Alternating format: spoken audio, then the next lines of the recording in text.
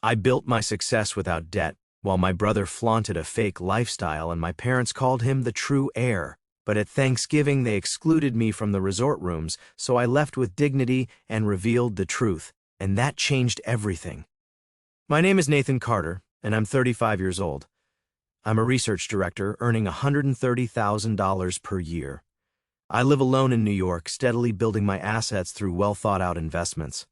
Money is important, but dignity is something even more precious. I remembered what my grandfather said. He is a successful businessman who made his fortune in real estate development. Everything I know about financial management I learned from him. Since childhood, he taught me with great enthusiasm about investments and asset management. He is the only one in the family who truly understands me. Then there is my brother, Jake, a former airline pilot who became a full-time husband. He leads an apparently affluent life with his wife and 7-year-old daughter, Emily, but this lifestyle wouldn't be possible without monthly support from our grandfather. Their high mortgage payments, car loans, and their daughter's private school tuition, everything is covered by grandfather's assistance. Still, Jake's social media is flooded with glamorous posts, new designer watches, dinners at expensive restaurants, luxurious vacations. He seems fixated on showing a life that is far from real. My parents, Richard and Susan Carter, are no different. They seem to be enjoying their retirement life in Florida, but that too would not be possible without the support of grandfather. Their retirement fund, the deposit for their high-end retirement home, everything is based on grandfather's money. My parents have always been cold toward me but indulgent with Jake. That hasn't changed since childhood. I covered my tuition with scholarships and my living expenses with part-time jobs while I was in college. Meanwhile, my brother depended on our parents for everything, including study abroad expenses and living costs. The contrast still hurts to remember. Become someone who can stand on their own feet, grandfather always said. I have lived by those words, studying and working desperately to avoid dependence. I built my career in the pharmaceutical industry, developed my assets, and created a life that needs no one's support. The high-rise apartment overlooking the New York skyline was achieved by my own hand. The moderate luxury in my life within my means, that is the life I chose. Lifting my suitcase, the anxiety for this year's Thanksgiving grew. Every year, the distorted relationships in our family intensified, my brother's preoccupation with superficiality, my parents' preferential love, and the anxious eyes of grandfather. On the way to the airport in the taxi, I thought about this year's trip. The Westward was a 5-star, internationally renowned hotel built in 1982. It was an Italian Renaissance-style building with suites costing over $900 per night. The special Thanksgiving dinner was said to be over $300 per head. But against that glittering backdrop, the reality of our family was fragile and distorted. My brother's high-rolling lifestyle, my parents' comfortable retirement, all castles built on the sand of grandfather's support. This year, those distortions were about to reach their breaking point. Everyone must have noticed, yet no one dared to speak of the reality that awaited us. Through the taxi window from Los Angeles International Airport to the Westward, California's gentle sunlight streamed in. On Thanksgiving Day, under pleasant weather conditions, I arrived at the luxury resort. I was the last to arrive. Pulling my Navy Rimowa suitcase, I stepped into the magnificent Italian Renaissance-style building. My simple yet elegant theory suit was slightly wrinkled from the long flight. The lobby spread out as a clean, dignified space. Above, crystal chandeliers glittered, and beneath, footsteps whispered softly on the marble floor. Other guests were already spending their Thanksgiving afternoon in their own ways. On my way to the reception desk, I saw my parents. They seemed to be talking about something in a corner of the lobby. My mother, Susan, was wearing what looked like a new resort dress, while my father, Richard, was casually dressed, appropriate for his age. Our eyes met, then darted away. "Mr. Carter, I apologize, but I don't seem to find your reservation," the receptionist said in an apologetic tone. She continued to tap on the screen, furrowing her brow. "I have all of the reservations for your family, except—" I heard the clink-clink of high-priced heels. I turned and found Jake striding toward us with a triumphant grin, a Hermes Birkin bag hanging on his wife's arm, and a Cartier watch gleaming on his wrist. "Oh, finally, Nathan showed up," he said, sarcasm lacing his voice. The receptionist continued to check the system. Other guests started to glance toward us. "How queer! There is no reservation." Jake's voice rose in decibels, precisely calculated to draw attention. His Louis Vuitton baggage strikingly contrasted with my dark-colored case. Actually, Jake stepped closer, a triumphant smile on his face. I only made reservations for our family. His voice echoed in the lobby. He continued, heavy with sarcasm, a room for me, my wife, and my daughter, and one for Mom and Dad. Just for the real family, you see. There was a moment of silence. The front desk staff stood agape, and our parents turned their backs even further away. The air around me solidified in an instant. With a slow, deep breath, I spoke, my face still expressionless. I see. Then I'll leave. Surprisingly, my tone came out cooler than I thought it would. Re-gripping the suitcase handle, I nodded politely to the front desk staff. Taking out my smartphone, I opened the app to call a taxi. Wait! Jake's voice rose, but by now I was ready to leave the lobby. I felt the sympathetic stare of the staff at the reception desk as I began to walk toward the door. My brother looked surprised at what happened, yet the triumphant grin clung to his face. Our parents stood awkwardly, the quiet lobby ringing only with the sound of my footsteps. The afternoon sunlight streamed through the main door, dazzlingly bright. Palms danced gently in the refreshing breeze as I waited for the taxi. In a few minutes, the Thanksgiving holiday I was supposed to spend at this luxury resort was over, but at that moment, a strange sense of liberation overcame my heart. Grandfather's words came to mind again, be a person who can stand on their own feet. Now, I felt I knew what those words meant. While waiting for the taxi, I looked at the magnificent exterior of the hotel. The Adam-style building told a story of over 200 years of history, decorated luxuriously for Thanksgiving. Luxury cars kept arriving, and well-dressed families stepped out. Through the lobby glass, I could make out my niece, Emily, dressed in a costly dress no child ought to have, fidgeting behind her dad, perhaps looking for me. Thanksgiving, the ritual we performed religiously, also included giving gifts, which brought to mind a pearled hair clip, nicely packaged in my suitcase.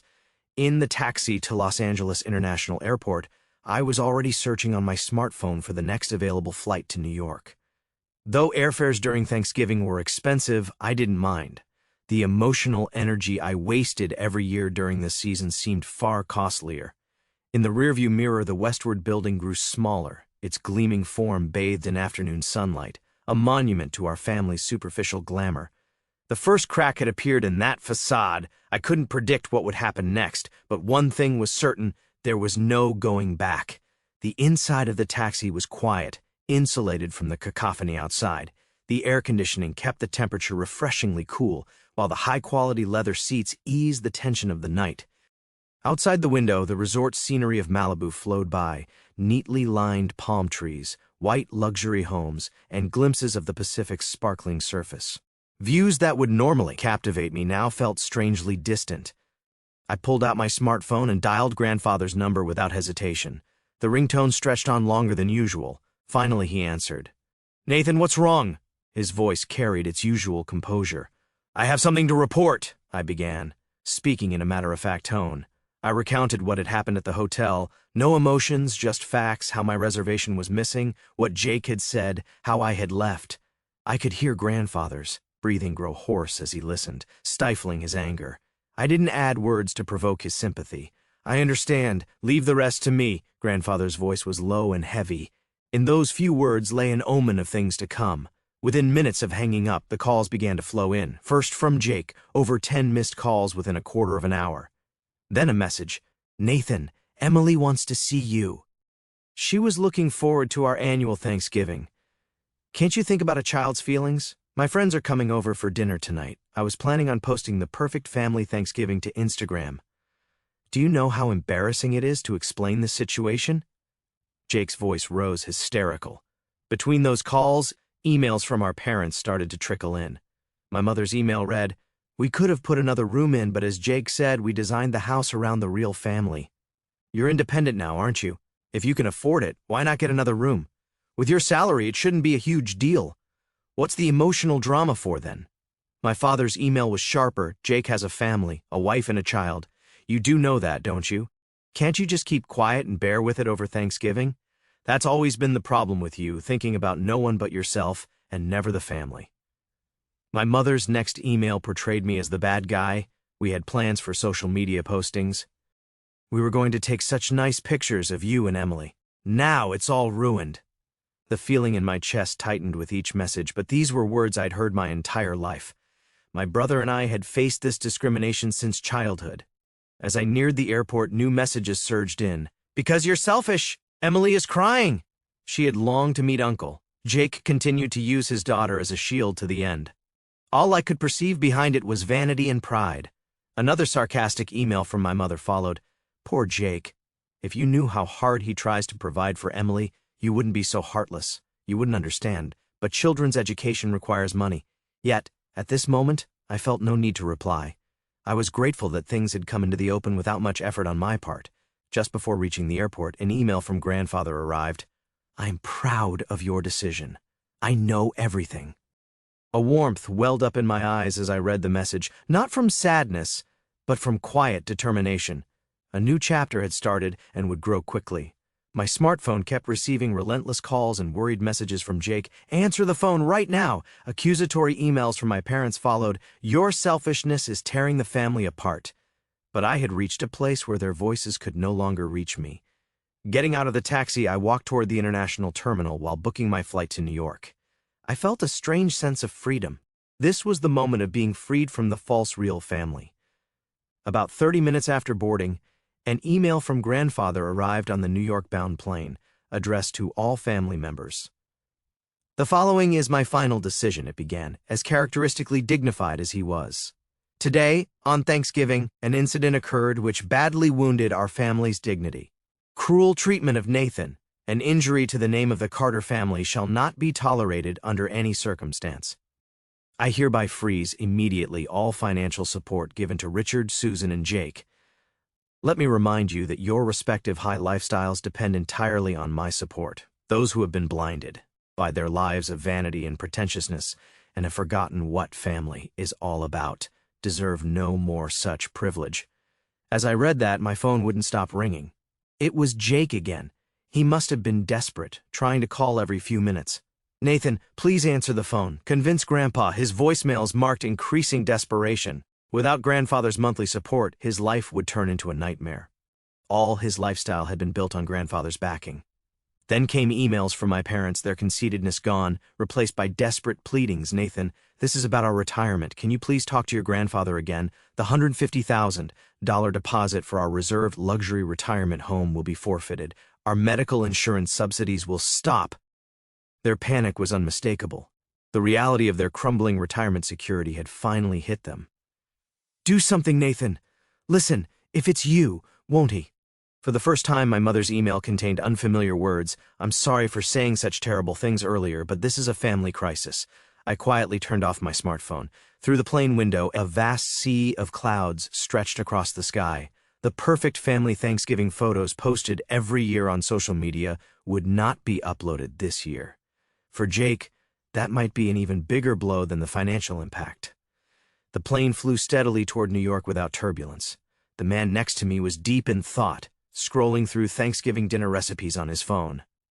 This would have been the time I was presenting Emily with her gift in the hotel's lounge bar. When I finally got home and connected to my Wi-Fi network, my phone exploded with notifications. Over 100 unread messages, most from Jake. Their contents grew increasingly panicked. What am I supposed to do? I won't be able to pay the loans. What about Emily's school fees? Emails from my parents were urgent. We might lose the retirement home deposit. What to do? Can't sleep over thinking about medical insurance. The most striking was grandfather's final notice, sent to all in the family.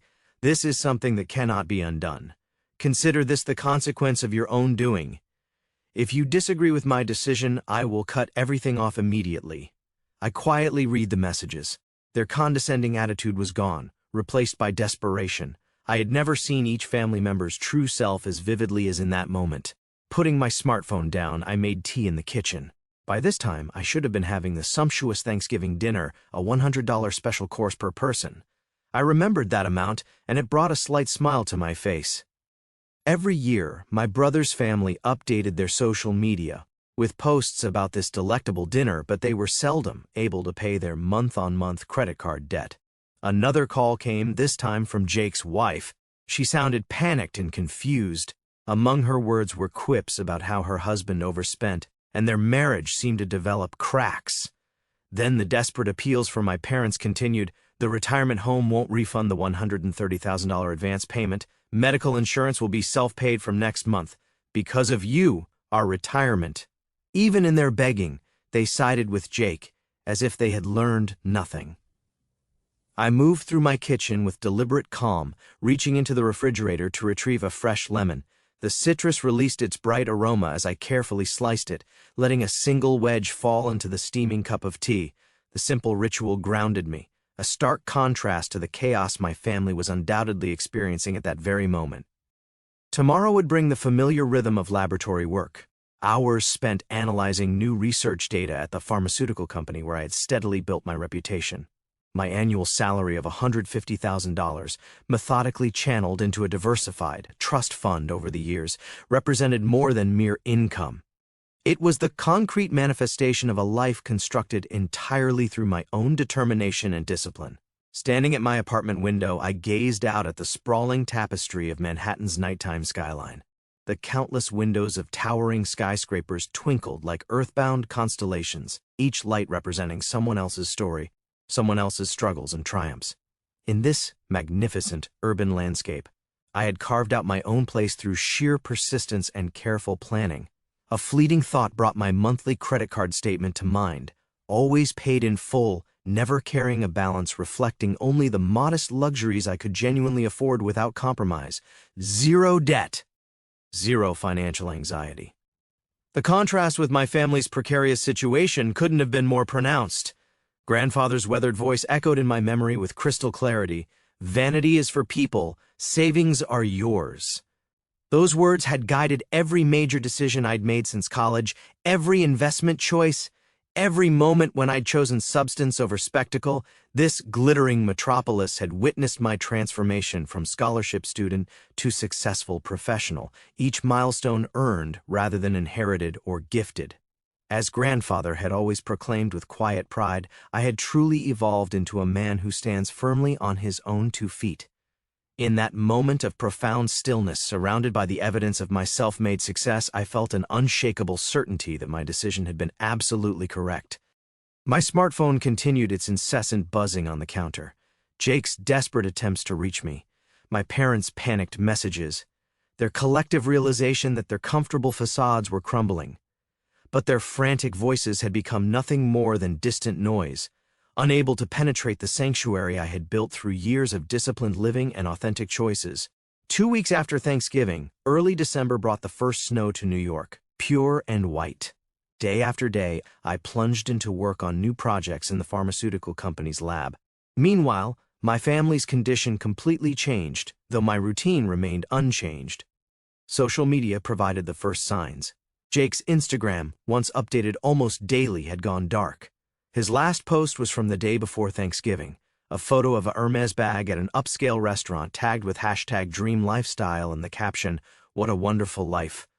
Now it sounded painfully ironic. Emails from my father were finally contrite. "I'm reflecting on our years of extravagant living. We spoiled Jake too much and were cold to you. I'm sorry."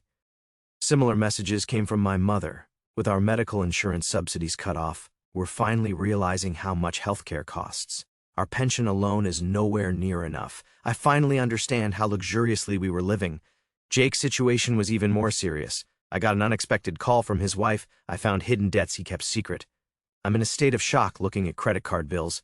We can't afford this life anymore." With grandfather's support suddenly cut off, their facade of affluence was rapidly crumbling. "We're considering moving to a cheaper house, looking at public schools for Emily too." Jake cries every night. His wife's voice was filled with exhaustion and resignation. Even their marriage seemed to be in crisis. In contrast, my life remained peaceful. I worked from 9 a.m. to 7 p.m., and on weekends I attended investment study groups, rechecked my financial portfolio, and lived within reasonable means. Just the day before, I had been appointed team leader for a new research project, and my salary was bound to increase.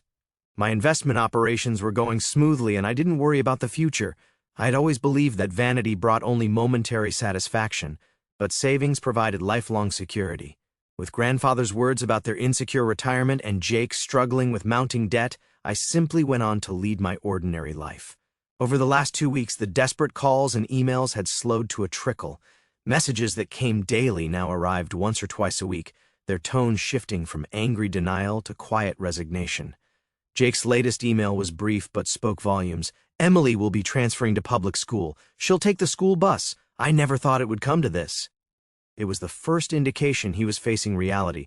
The carefully contrived picture of private school life, once posted proudly on social media, would never be uploaded again. My parents were also forced to adapt. They were seriously considering moving from their luxury Florida community to a more affordable condominium. Medical bills were piling up, and the dream of a comfortable, effortless retirement had collapsed overnight. An email from my father was unusually candid. "We have lived with the wrong values for so many years." Whether that realization would truly change them was another matter altogether. One night, a short email from grandfather read, "Awakening to the truth of life sometimes brings pain, but it is necessary pain. Your decision gave them an important lesson."